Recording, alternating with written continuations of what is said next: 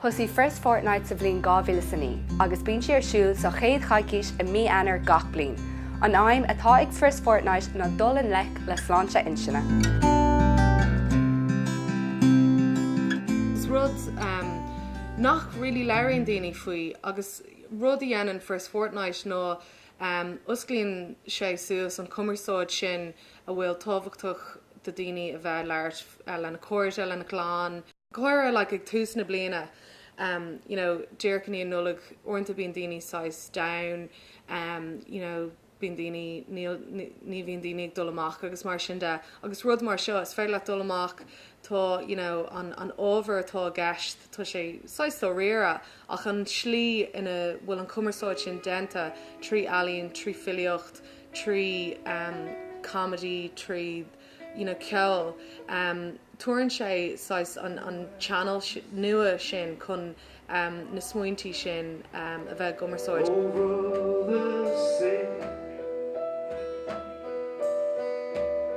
Some things have changed. Denim my féin agus mo chara Vicky Curtis rud a gléitar Come Rhyme With Me. It's filiocht agus spoken word agus dear first fortnight earn.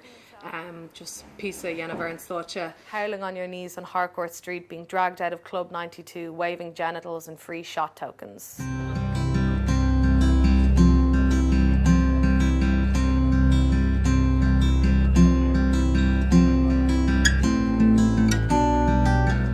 There's 5 artists involved this year, and the one behind me is by a person called Melissa Campbell.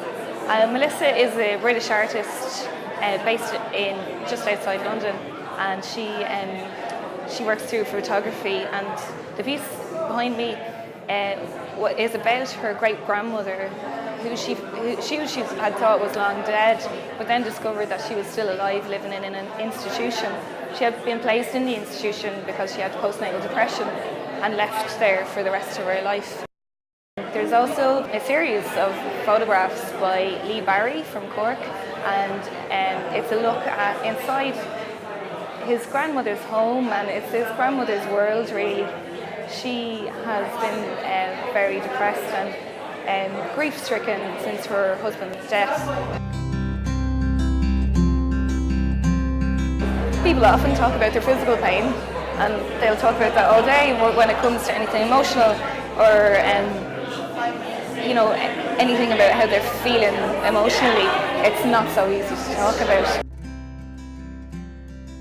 Curn alone rudí is teachar daoine sa lá atáinneán, tá an chuid brú ar daoine, chuid obair, chuid airgid agus mar sin de. So bechóir dún a bheith sósta, bechóir de gach aine a bheith sósta, agus níl aon fá nach mech aine inán an córá sin a bheith acu lena cóirde, agus sin an rud is tógtaí just leirt faoi rudí.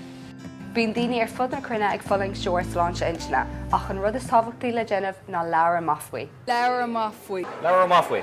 Leabhar amachfaoi. Leabhar amachfaoi. Leabhar amachfaoi. Leabhar amachfaoi. Leabhar amach agus éis le de cóide.